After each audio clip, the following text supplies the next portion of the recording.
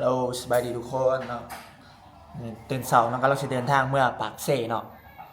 เมื่อปากเซ่แล้วก็จะเข้าเมื่อหอยเตาไปปากซองเมื่อบ้านเกิดเมืองนอนเนาะ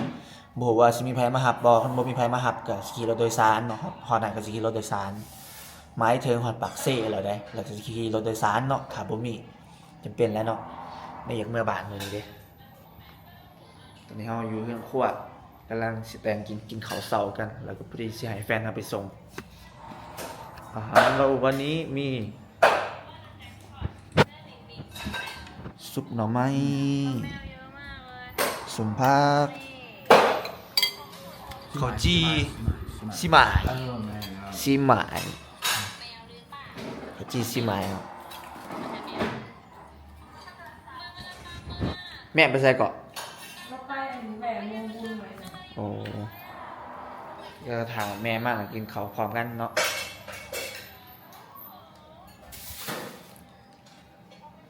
โอ้เมื่อคืนนอนหลับสดชื่นบอกว่ารถตู้สิเต็มบอเนาะคันรถตู้เต็มนี่ก็ขี่นั่งหยากอยู่เดี๋ยวฉากินเขาวกันก่อนอันนี้เนาะนี่แม่นเสือผ้าเครื่องเก่าเขาเนาะฝากมาตะเวียงคนทงดำหนึ่งเนาะแล้วก็ในกระเป๋านี่เต็มกระเป๋าเลยเอาเมื่อให้พี่น้องเนาะเมื่อยายพี่น้องพวกเขาเจอบ่มีเอาไปให้ก็จะใส่เนาะเกียมจะออกคิวรถแล้วกำลังจะออกไปคิวรถเนาะชูเฟอร์พาไปคือเก่าชูเฟอร์รถเป็นวุ่นอยู่เนาะเกียมขอเกียมเครื่องเขาบอกให้ไลน์ก็จะขึ้นจะเอาเงินนำกระเป๋ามีกระเป๋ามีน้ำมีนี่เนาะเครื่องมาบาทเสียจาก50,000เคยตีคันบกลัวเอาเป็นอย่างนั้นยานแต่รถมันเต็มมันไม่ยังหรอกยานแต่รถเต็มตอนนี้ไปเจอกันอยู่ที่รถสวรรณเขตวัดอยู่สวรรณเขตโอ้ท้องฟ้าแจ่มใสท้องฟ้าแจ่มใสมากเลย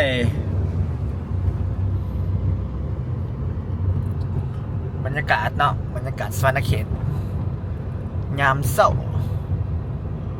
อันนี้รถบติดลายเนาะมันคืออยู่เวียงคันอยู่เวียงเนี่ยมันยังติดจักหน่อยเนาะที่ว่าอยู่สวรรค์เนี่ยบติดเลยเนาะรถว่างๆโล่งๆโลหอดแล้วเนาะคิวรถเอาเนี่ยเอาขึ้นมานั่งข้างหน้าไปขึ้นไปใส่เนาะไปปักซี่ไปหาพายบ้านแฟนเวลาซื้อรถจะเอาเมื่อนำกันเนาะเราจะไปนำกันเนาะโดยเขาซื้อคนขับให้ตัวเองโอ้มีคนขับให้อีกไปนะ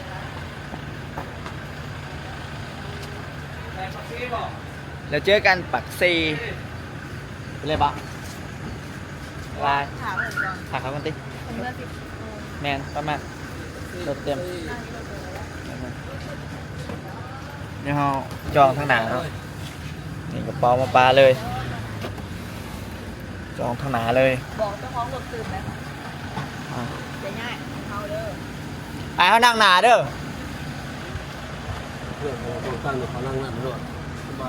เอารถเมย์สวรรณเขตปากซี่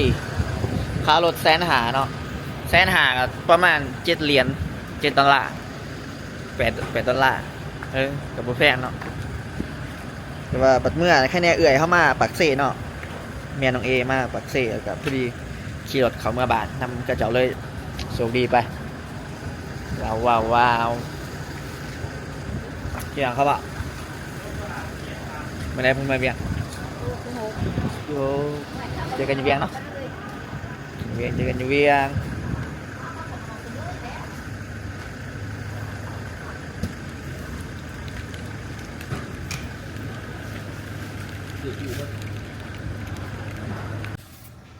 ตอนนี้10:03 นาทีเนาะถ่ารถต้องถ่ายคนเต็มรถเนาะถ่ารถเที่ยวสุดท้ายแล้วก็จึงออกไปเนาะ ประมาณบ่ายสองไปแล้วฮอตปักเซ่โอ้ my god โอ้ my god โอ้ my god เนาะแค่ไหนเอื้อยเอาสิทาครับเฮาเมื่อบานเธอหนึ่งเนี่ยยากบ่มีรถตัวเองจะมีรถตัวเองหรอแค่ไหนปันได้สิได้รถนำเขาเนาะอ้อยเพลงข่อยปันได้มันสีดังเนาะฝากสนับสนุนเด้อฝากไปฟังเพลงข่อยเด้อเพราะให้ข่อยได้มีเงินซื้อรถนำเขาแน่เนาะกำลังสอบเดินทางเนาะทุกคนกำลังขึ้นรถเนาะคนในรถบนแหนไปเลยเนาะทัวร์โชคดีไปคนโบราณเดี๋ยวมื้อนี้เขาสิไปซื้อเสื้อใหม่ซื้อม้อนใหม่เนาะไปปลาอยู่บ้านเพื่อสินอนพักผ่อนให้สบาย yes เตรียมตัวออกเดินทางได้โดยโซเฟอร์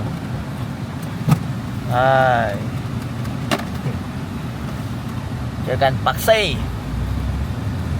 4 ชั่วโมงไหนเนาะประมาณนั้นเนาะประมาณบ่าย2บ่าย 1บ่าย 2ฮอด2 โมงเนาะเราขี่รถสวรรค์จัมโบ้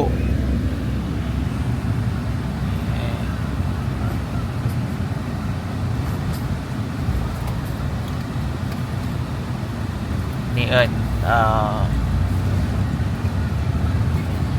วงเวียนเนาะอยู่สวรรค์ในวงเวียนลายนี่วงเวียนมังอันนี้โคตรเบิ่งบนทางต่อเราออกไปเนาะใช้เวลา4 ชั่วโมงเมื่อได้ยินเสียงปิ่งไก่เด้อแสดงว่าเขาหอดหน้าปงนะทุกคนปีกไก่ตัวใหญ่เด้อ50เอาบ่ตัวใหญ่50เอาบ่แมวหน่อยปีกไก่หลัง50ปีกไก่ฮอนๆเอาบ่50เนี่ยเอาบ่ปีกไก่ได้บ่ถือว่าพอตัวใหญ่พอ50ไก่เนาะปิ่งไก่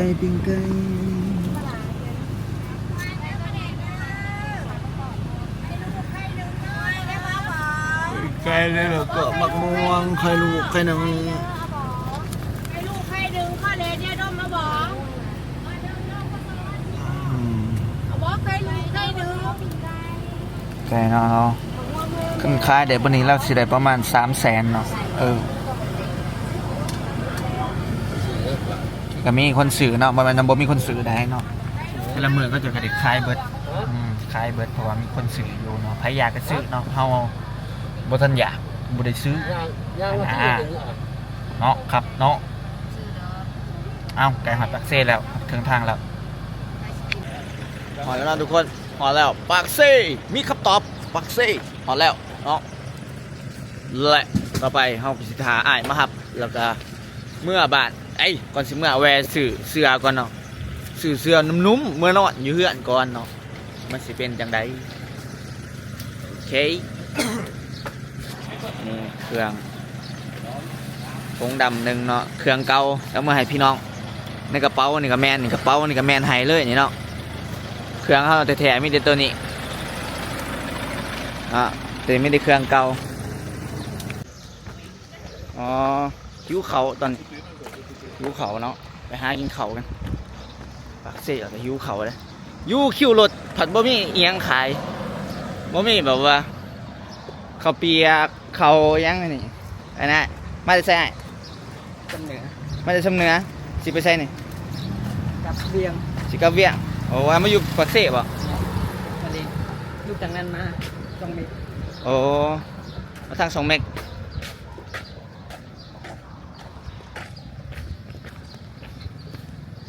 ไปเนาะพอดีเจอไอ้แล้วก็หิวเขากันไปหาเลาะกินเขาอยู่ปกติมันควรมีเนาะแถวนี้แต่ก่อนหาอยู่ไกลๆนี่ก็มีเลยนี่มีเลยหันข้าวเปียกหันยังหันเข่าโทษโอ้ยนี่ไก่บุกไก่เนาะไก่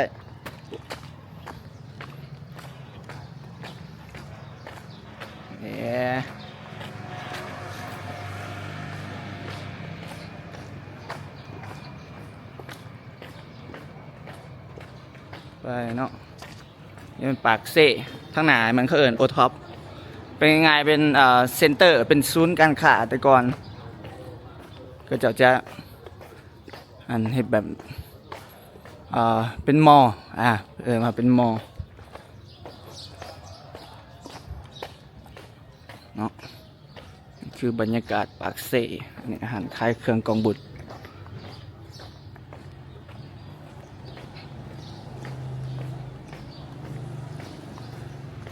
ทางนี้เนาะโอท็อปแต่ก่อนมาขี่ขันในเรือนอยู่นี่เนาะขันในเรือนคือสุดยอดอย่ามาขี่ขันในเรือนให้เด็กหน่อยเนาะมาขี่ไงได้นี่ไง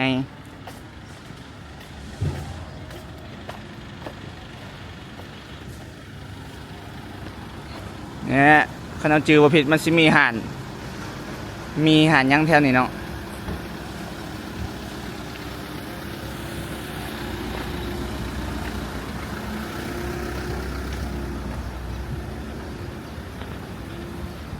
ว่ามีแล้ววะ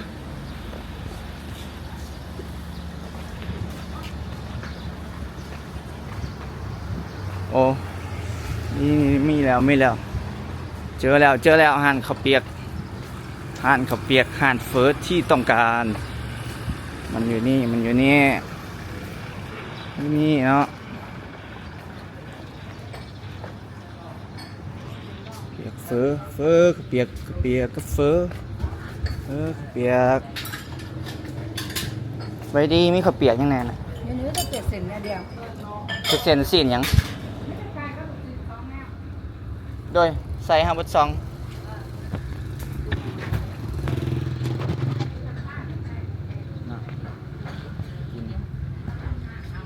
ลองอย่างเลยนั่งใน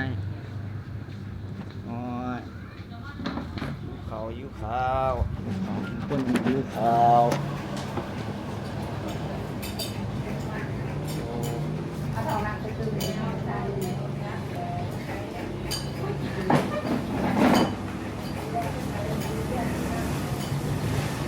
ผมก็โอ้ยผมเสียเนาะผมตายมาให้นั่งน้ำกันเฮาเนาะถ้าอ้ายเรามาปากเซ่เนาะมีอ้ายมีมาปากเซ่แต่ว่าเขาจะเอารถไปแปลงแอร์ว่าซั่นก็เลยบ่ทันได้มาหาเฮาก็มาหากินเขาวก่อนเนาะแล้วจังเขาเมื่อบ่ายมาเลยเนาะข้าวเปียกสิ่งที่เราต้องใส่ก็คือน้ำตาลใส่ก่อนกะมะเขือเจียวกินหน่อยๆเพราะมันเผ็ดบ่มักกินเผ็ดเนาะ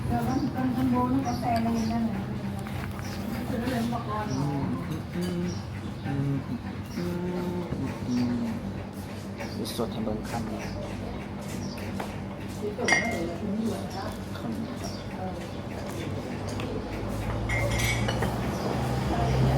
กินตอนหิวข้าวแห้งแซ่บเนาะ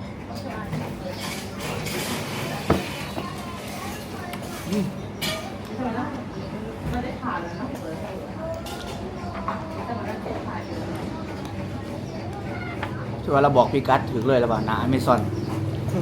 ที่ว่าเสียนไหนบอกเส้นทางมีคนขายเครื่องอยู่หันนอนเราบอกย่างไปทางนี้เลี้ยวขวาเลี้ยวซ้ายหอดอเมซอนทั้งนาอเมซอนเป๊ะเลยนะมาตามบอก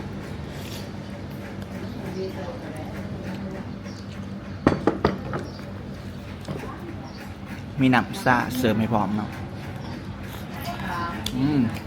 เด็กก็หลักปากเลย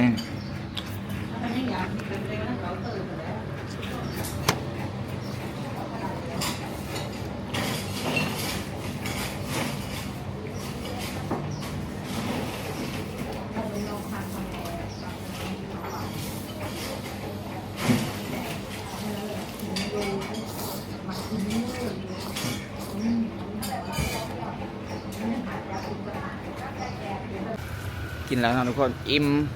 หนำสำราญแล้วเราก็ไปนั่งคาเฟ่เนาะอยู่แถวหน้าคิวรถเนาะขาเอื่อยมาครับมื้อนี้น่าจะฮอดบ้านค่ำอยู่จักสิได้ซื้อเสื้อหรือบ่บุอยากซื้อแต่โดนเสื้อนี่อยากซื้อแห้งๆเนาะ เพราะว่าเฮาอยากนอนบอนนุ่มๆเวลามาบ้านแต่ตอนนั้นเฮาบ่ทันมีเงินแล้วตอนเฮาขายกาแฟร่วมขายกาแฟครับพอได้เงินมาอยู่เนาะแต่ก็บ่หลายดอกก็พอได้ซื้อแนวจำเป็นเนาะก็เลยซื้อซะเนาะได้เสื้อนอนนุ่มๆแล้วจากน้ำพักน้ำแรงได้เฮ็ดเวียกได้ในเฮ็ดสวนได้นี่ป้อมนี่เนาะ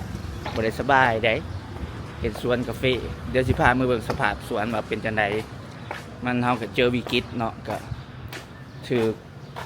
ต้นกาแฟมันตายเฮาก็เสียรายได้ไปหลายเนาะซึ่งเฮาเฮ็ดอาชีพชาวสวนมาดนแล้ว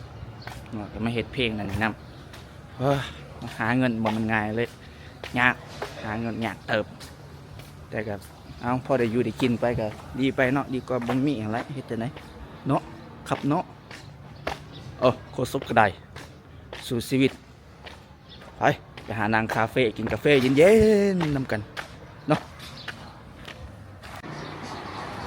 และอาหารที่เอามาก็คือแบล็คคอฟฟี่ถ้าจิวพิษนะจะเป็นสาขาเดียวกับสวรรณเขตเป็นสาขาเดียวกับสวรรค์เนาะ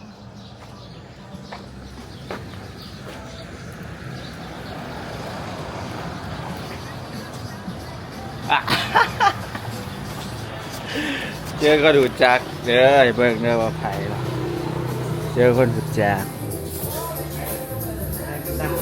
คนดังปักเซ่เจอคนดังปักเซ่เนาะสวัสดีอ้ายสวัสดีน้องมาแต่สวรรค์หาก็ลงรถตู้มาแล้วย่างไปกินข้าวเปียก nhà mà phước có điều nghe แม่นบ่ ở nhà mà แต่เดี๋ยวเฮาเอาเด้อก่อนเด้อโลกมันกลมเนาะเฮาเจอคนรู้จักตลอดซูมได้เนาะสวัสดีเอาคาปูชิโน่เย็นเด้อแบ็คนี่อันเดียวกับอยู่สวรรค์บ่ แม่สาวพัน อ๋อ riêng อ่ะ ở đây rồi เจออันตากล่องเนาะตากล่องเป็น đấy รุ่นเดียวรุ่นบุกเบิกกับสองไอโซพนะพุ่นแหละคันสิว่าเนาะรุ่นนั้นพุ่นแหละเนาะ rồi rồi là cái tấm nạn ตำนานเนาะตำนานปักเซ่อะไรเงี้ยบ่มีใครบ่ฮู้จักเนาะคันถามเด็กหน่อยก็ยังฮู้จักเนาะ không đi vào bạn ทองดีว่า không đi you know ทองดี you know เนาะ AKA ทองดีดีเนาะอย่านะแต่ก่อนไอโซแล้วก็เป็นตะกล่องเนี่ยแต่ก่อนโซกับตัวท็อปคือกันนะเนาะยุคนั้นกันใส่ผ้าปิดปากคือว่าขี้มาแท้ว่าซั่นแต่แท้สไตล์แล้วเนาะการแต่งตัวแล้วเราเป็นแบบนั้นจะโดนอะไรเนาะคนปกติคนเบิ่งกับคนขี้มาเนาะแต่ว่าคนมักแฟชั่นกับเบิ่งเป็นแบบเท่ เป็นแฟชั่น แมนเท่เด้เราแต่งตัวเนาะแต่งตัวจัดเด้ไอโซ mặc hay mặc nào อืม của bạn cả cái styleแต่ละคนที่เรายังmặcแบบเรา เนาะเดี๋ยวนี้เปิดกว้างร้ายแบบว่าการแต่งตัวการแฟชั่นนั่นนี่นะคนกะนุ่งกะยังไรแต่บางแต่ทรงผมยังไงนี่แต่ก่อนเฮ็ดผมนั่นนึงว่าบักเกาหลีบักซัมเกาหลีอย่างเงี้ยมันถึกเยอะนะเดี๋ยวนี้แบบเด็กเจนใหม่ให้สบายก็จะแต่งตัว ธรรมดาเขาบวยวายอย่างตะกี้บอกว่าดี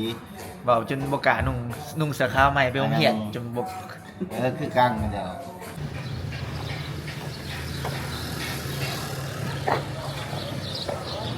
มา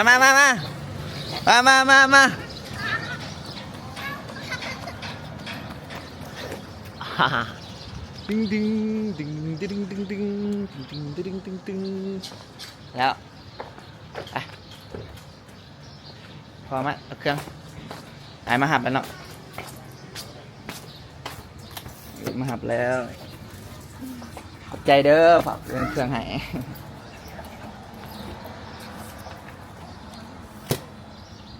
มาเนาะไอ้มาหับมาแล้วเนาะขึ้นรถแล้วเกี่ยมกับแวรัก11เห็นอยู่ที่หุงเจริญเบิ้งซื้อเสื้อไว้เมื่อบานพอได้นอนหนุ่มๆนะเสื้อตั้งแต่เฮียนป.1 ป.2 พุ่นเสื้อรถสอยาวซื้อให้ตะกี้ คิงว่าหนึ่งกับอะไร ดังกรุนะขายกาแฟแล้วซื้อซะนี่นะ พ่อกับแม่จะได้เงินหลายบ่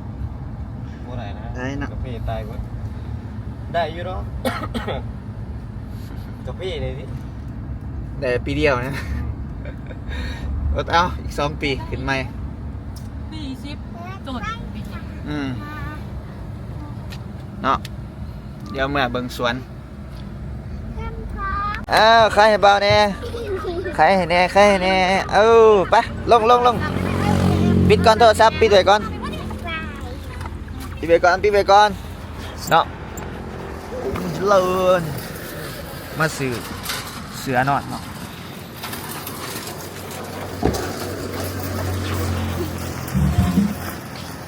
เสือมาซื้อเสือ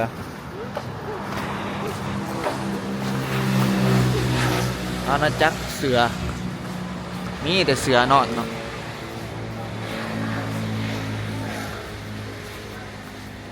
โอ้เฟอร์นิเจอร์จักรหลานมัน299,000 บาท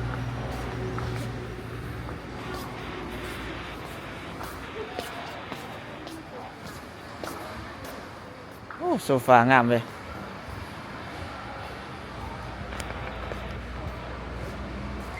สื่อเสือเนาะ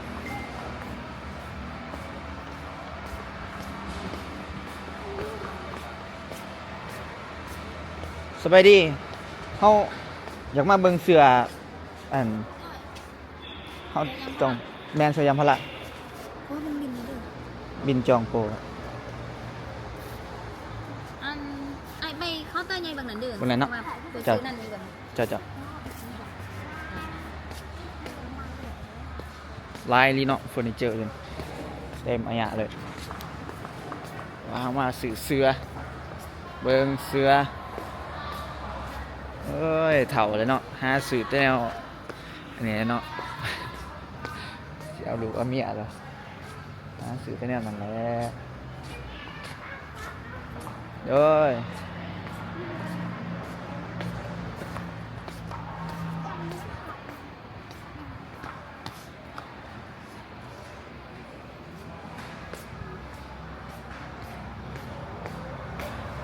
เอาน้องพนักงานเพิ่นกำลังพาเขาไปเนาะเสือรุ่นได้เป็นตานอนอยู่บ่หนุ่มอยู่บ่เนาะล่อง ได้กินข้าวไหนมาพกหลาน ฮะ ได้กินข้าวไหนมาเพื่อพกหลาน แมนตัวใดนี่บ่ พกหลานข้าวหาเส้น เอาโดด ลองเลย อ่ามันเป็นจากซีเนาะทั้งลุมนี่ ข้าวมันกา มันกับเป็นอย่างพละเบิดว่ะ โดดเสือกบ มันมีมอนนำตัว เลย มันมีมอนอันนั้นมอนมันยัง มันยางพละหน่วยเท่าไหร่ก็400บ่ นี่150 บาทแค่เอาหน่วยหนึ่ง เสียใช่ป่ะโอ้มันคือยังรู้สึกแข็งๆอยู่วะ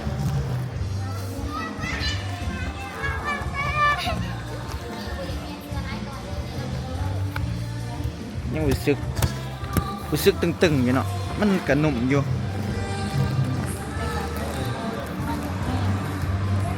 ไม่แบบนุ่มๆกว่านี้บ่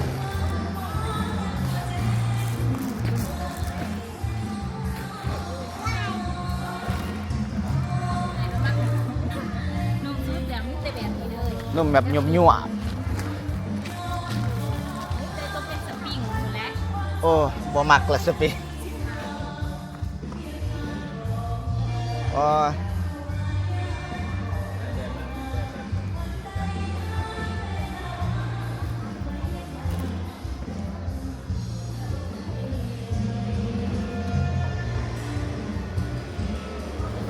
ลองอยู่เนาะกำลังลองอยู่จะเอาหรือบ่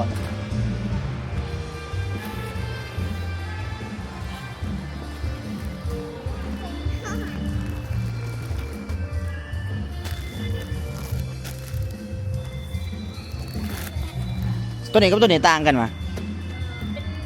ยางพาราคือกันหักตัวนี้นี่มันหนาเศร้าหักขึ้นหน้าผากเนี่ยมันคือการเหมือน หนาสะไม่ถึงนี่วะ โดด ความหนา เมย์ ราคาตัวนี้เท่าไหร่ ตัวนี้3 ล้าน 130,000 ตัวนั้น3 ล้าน 4 แสน 4 แสน74 อ๋อเนาะมันก็ต่างกัน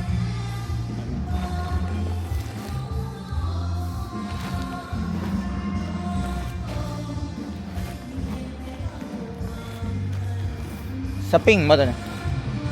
ตัวนั้นเป็นยางพารากันตัวนี้ก็โซฟา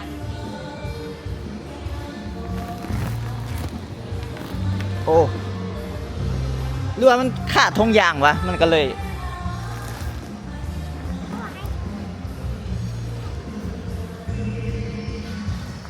เอาเบิ่งอันนั้นเนี่ยมอนยางพาราโอเคน่าจะเอาตัวนี้แหละเบิ่งมอนก่อนเนาะเบิ่งมอนก่อน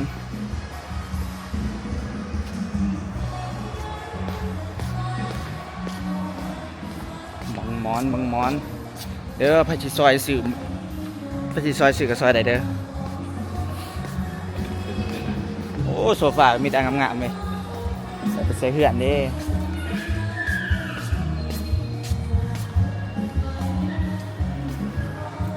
แถมสุดประโฮมวาโปน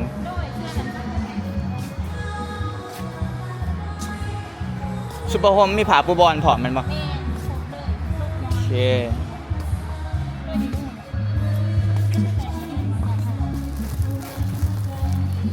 แม่นบ่นี่ โดย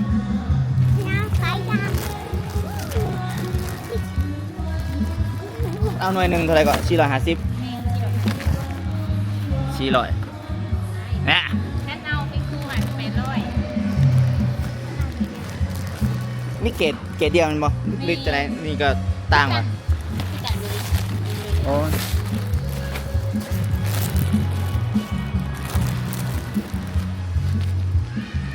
วิธีของเขาเนาะเลือกมอนม้วนเลย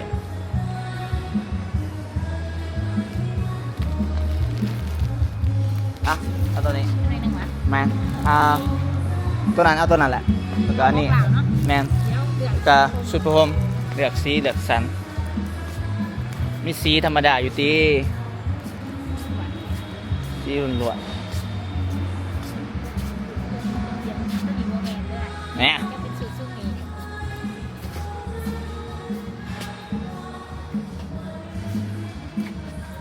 สีได้ดีเนาะสีได้ดี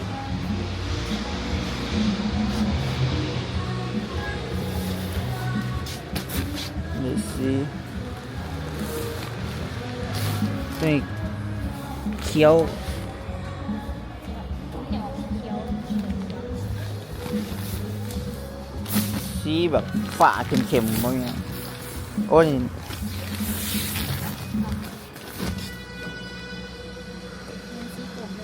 สีกลม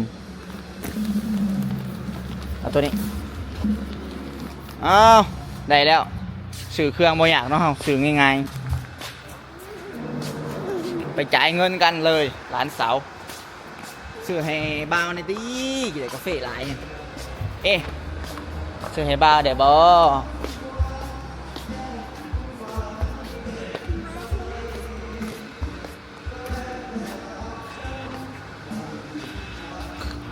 อันต่างแขวงฝากบ่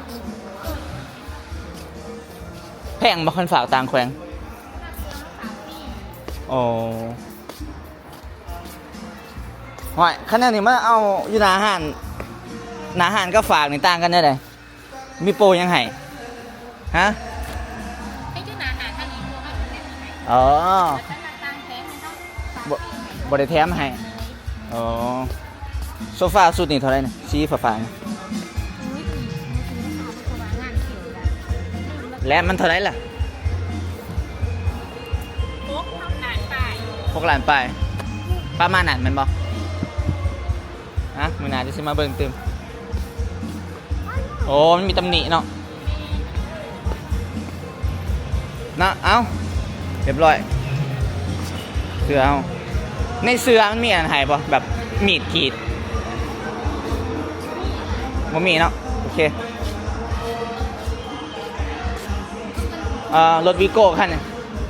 ตัวใหม่บังนี่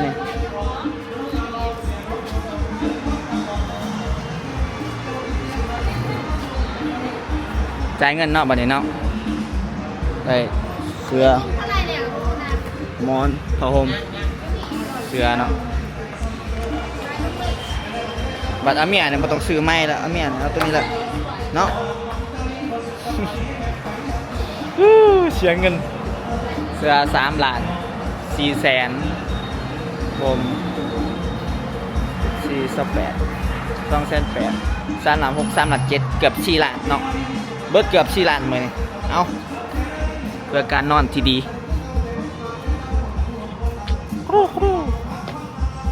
ดีใจได้ซื้อแล้วหลังจากเก็บเงินมาดนเก็บเงินได้ซื้อเสื้อเนาะถ้าได้เงินก็จะซื้อได้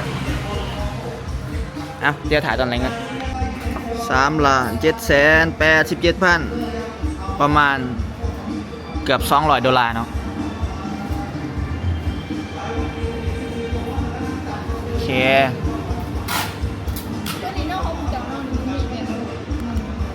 จบแล้วหมดแล้วเงินเดือนไปแล้วซื้อเดี๋ยวไปเจอกันทางเข้าบ้านอ้าวเนาะได้เสื้อแล้วเนาะแต่ว่าโอ้ท้องฟ้างามได้เสื้อแล้วพี่นาได้เมียเนาะพี่นาได้เมียได้พี่นาตัวไหนเมียเด้อพี่นาเด้อท้องฟ้าทั้งหลังอ่ะแม่เดี๋ยวไปเจอกันทางเข้าบ้านคือเก่าเนาะเดี๋ยวถ่ายคือไงให้เบิ่งว่าเป็นจังไดเดี๋ยวบอกว่าสบายดีเดี๋ยวพาไปเบิ่งทางเข้าบ้านเด้อ อยากไปเบิ่งเพื่อนครับ แล้วในรถเท่ากันเครื่องเต็มอันยาสิละ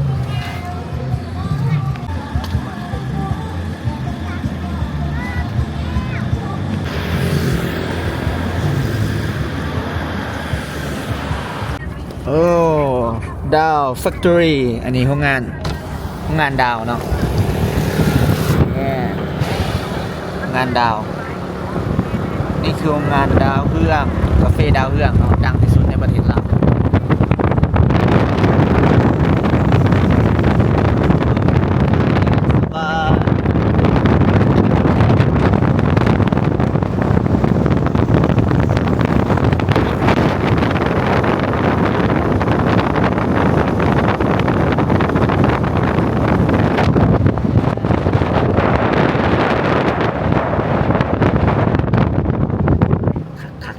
โดนเลยมาบ้านผมพึ่งมาเนาะโอ้ my god อากาศปากช่อง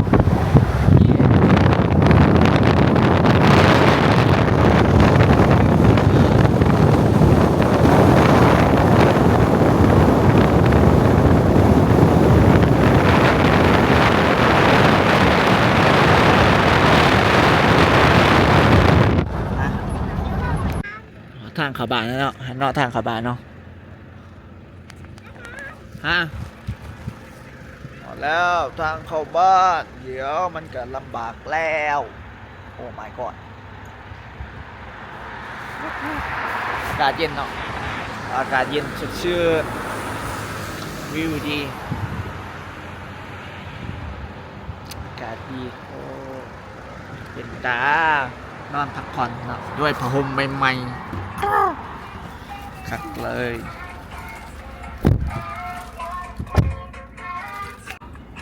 เนาะทางเข้าบ้านเนาะอันนี้มันทางใหญ่เดี๋ยวครัวเข้าไปทางเข้าบ้านเจอทางคลองแถบ้านนี่น้องมันหล่นออกมาทางเข้าบ้านนี่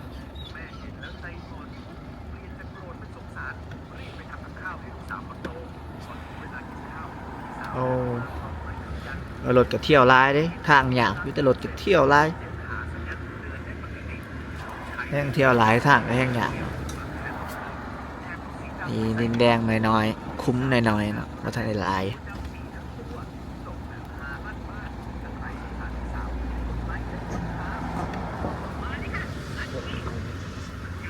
ก็จะไปก่อนบวิดว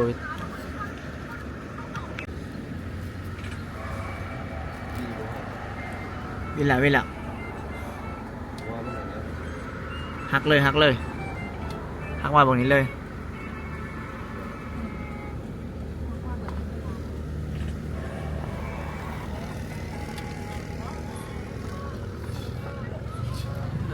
นี่ก็ทางเข้าบ้านเนาะมืดครึ้ม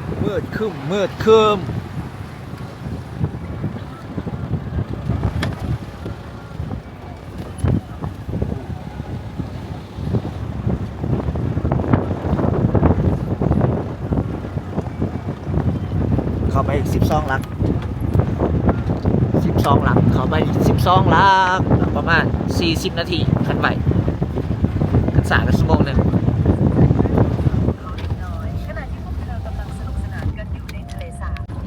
ทุกคนหนทาง เป็นตะยานแห่ โอ้หนทางบ้านเราเนาะ เป็นตะยาน ร้านยังว่าเป็นตะยะโอ้เอาขี่มาประมาณ30 นาทีแล้วเนาะกำลังหอดเครื่องทาง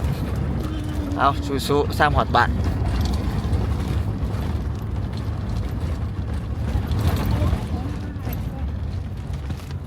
ธรรมดาเนาะทางเทียบตลอดจนใหญ่ยังเป็นคือเก่าหอดรุนล้านเนาะพุ่นแหละลูกรุนล้านพุ่นแหละเนาะที่ได้บนทางอย่าง เป็นตะยาน มีครัวอีกเนาะครัวขามครัวตะกอนครัวปิวตัวนี้ก็ได้น้ำพัดไปอ๋อ บัดมาทางนี้เป็นตะยาน ปิวอะไรนี่ มาสิปิว ครัวเห็ดครัวอูเลยตัวนี้แหละเห็ดครัวอู ไปสีหา มีงานเนาะบ้านนี่มีงานอาจจะมีวงดนตรีมาเสพาอะไรใดเนาะอันนี้ก็เป็นอาหารคลายของคลายเครื่องโอ้เนาะประมาณนี้โอ้สัตว์ปุ๊บออกปุ๊บเป่าแล้วนี่เนี่ย น้ำลายไหลเลย น้ำลายไหลเลยทางนี้วะโอ้ กิน เนาะคลายเครื่องคลายของมวนอยู่คันยามมือได้มีงานเนาะมันก็แจงแน่อันนี้ซื้อว่าบ้านคนใหญ่เนาะบ้านคนใหญ่อ๋อทางเข้าบ้าน อันว่าใจ ฮอดแล้วเนาะบ้านเฮาบ้านเกิดเฮาฮอดแล้วพุ่นได้มีไฟโซลาร์เซลล์ได้บ้านข่อยนี่เป็นได มีแต่ไฟ มีแต่ไฟก็มีไฟมันก็ดีกว่าบ่มี แสบตา โอ้ยไฟโซลาร์เซลล์แก้มทางไม่รักไฟฟ้าอีก แต่มันมีลุ้มยังทักจานมีแย่ แฮนสูงเนาะโอ้เบิ่งบ้านเฮานี่แหละสิเป็นในเมืองเนาะต่อไปจักปีแล้วเนาะแต่ว่าต่อไปต้องเป็นล่ะนี่บ้านเนาะเก่าเนาะอันนี้ซื้อกาแฟเนาะทางข้างรถก็จะซื้อกาแฟนี่เพิ่นรถกำนันรถแบนซื้อกาแฟเนาะบรรยากาศบ้านยามแลงสิเป็นแบบนี้หานขายโทรศัพท์ผู้ใดบ้านข่อยโอ้ตะเวนเป็นตะเวนเดือนแจก แล้วก็มีอาหารแป้งด้วย เดือนแจกนี่หานแปลงรถนี่หานแปลงรถหานใครต้องกิน ผ่านขนมหนังเอง นี่หาใครกิน ค่ะ นี่เพื่อนป่าเฮานี่ถ้าต้องหาเพื่อนป่าเฮาเพื่อนป่าใหญ่หาดใหญ่ที่สุดโอ้โหเนาะ แล้วก็เพื่อนอีนี่ เพื่อนป่าจะได้กระหอดเพื่อนอะไรเนาะ แล้วก็ไก่ชิ้น มาเนี่ยโอ้ยขี้หอดบาดขนาดเลย ป้ายแล้ว โอ้ ชื่อมันไม่มีแต่ แล้ แล้วไก่แล้วไก่แล้วไก่สิฮอดเฮือนเฮาแล้ว ใครซื้อห่อด้านหน้ากังห่อเห็น